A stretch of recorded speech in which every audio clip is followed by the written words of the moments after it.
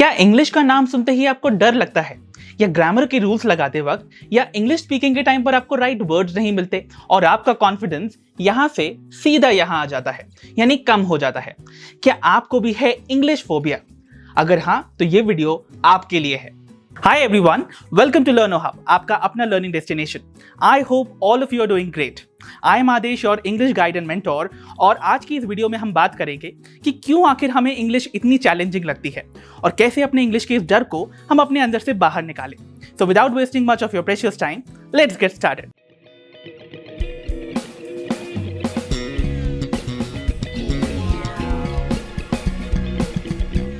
आइए तो सबसे पहले देखते हैं कि आखिर हमें इंग्लिश से डर लगता क्यों है।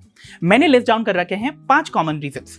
कौन से हैं वो, आइए देखते हैं। Reason number 1, inability to recall the right words at the right time. हम में से कितने ही लोगों के साथ ऐसा होता है, जब भी हम इंग्लिश में अपने थॉट्स एक्सप्रेस करने की कोशिश करते हैं तो अपनी बात को कहने के लिए हमें राइट वर्ड्स ही नहीं मिलते, और इसके पीछे एक बड़ा रीजन है, which brings us to our reason number 2, that is lack of daily practice. And I know most of the students जो इस वीडियो को देख रहे हैं, हम में से बहुत सारे लोगों की English is definitely not the first language, हमारे लिए एक सेकेंड लैंग्वेज है। And to learn any new language, practice is the key. अगर हम डेली प्रैक्टिस नहीं करते हैं, it is the only reason that brings down our confidence and we feel hesitant to communicate. Reason number 3, fear of being judged. अगर मैंने English गलत बोल दी तो लोग मुझ पे हंसेंगे, लोग क्या कहेंगे। इस डर की वजह से 80% से ज्यादा लोग इंग्लिश बोलने से ही घबराते हैं। Reason number 4, complex grammar rules. एक तो इंग्लिश वैसे ही बहुत ओवरहाइप्ड है, ऊपर से ग्रामर के इतने सारे रूल्स जो आपको अक्सर ही याद नहीं रहते, और जो याद रहते भी हैं उनमें आप अक्सर ही कंफ्यूज हो जाते हो। Now reason number 5, which is quite specific to students like you, that is scoring less in English test. आप में से कितने ही स्टूडेंट्स के साथ ऐसा होता है कि किसी इंग्लिश टेस्ट में अगर आप कम स्कोर करते हो, it makes you believe that English is not your cup of tea और English is quite complicated. In that case ज़्यादातर स्टूडेंट्स अपनी प्रिपरेशन स्ट्रैटेजी एग्जाम ओरिएंटेड कर देते हैं rather than practically learning the subject. ये तो बात होगी प्रॉब्लम्स की, अब बात करते हैं सोल्यूशन की। How to overcome the fear of English. अब मैं आपको बताने जा रहा हूं कुछ पावरफुल टिप्स एंड टेक्निक्स जो आपको इंग्लिश के इस फियर को ओवरकम करने में हेल्प करेगी अगर आप इन्हें जेन्युइनली फॉलो करते हो। Step number 1 is to start with basics. देखो, इंग्लिश बोलना है तो स्टार्ट करना पड़ेगा, और याद रखो, इंग्लिश बोलने के लिए परफेक्ट ग्रामर की जरूरत नहीं होती है, बल्कि एक वॉरियर वाले माइंडसेट की जरूरत होती है।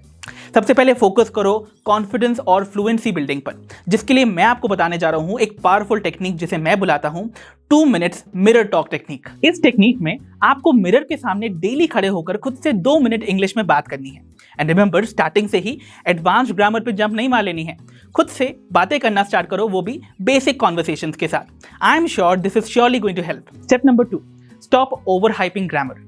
स्टॉप सेइंग कि इंग्लिश बहुत डिफिकल्ट है, बहुत कॉम्प्लिकेटेड है और मेरे बस की बात नहीं है। क्या हुआ अगर आप इंग्लिश के ग्रामर रूल्स भूल भी जाते हो? कोई आपको गन पॉइंट पे रख के शूट तो नहीं कर देगा ना। इसीलिए ग्रामर से दोस्ती करो, भागो मत। डेली एक स्टोरी लिखो यूजिंग 1 ग्रामर रूल, इससे आपको धीरे धीरे फ्लो आने लगेगा। Step number 3, listen more and speak more. The best and the most effective way to learn English is exposure. Surround yourself with English content like English movies, songs, podcasts and whatnot.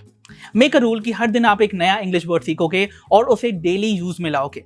Remember, you have to learn 1 new word each day and make a sentence out of it. Step number 4 is to read English books, stories and articles.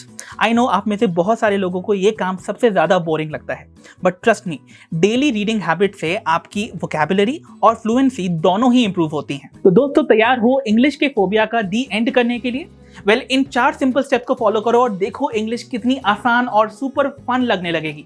Comments में बताना ये video कैसी लगी, और अगर आप ICSE English को master करना चाहते हो तो जुड़ जाना मेरी नई आईसीएसई इंग्लिश सीरीज में, जिसका पहला लेसन बहुत ही जल्द इस चैनल पर आने वाला है। That is on Monday the 24th of March. So stay tuned.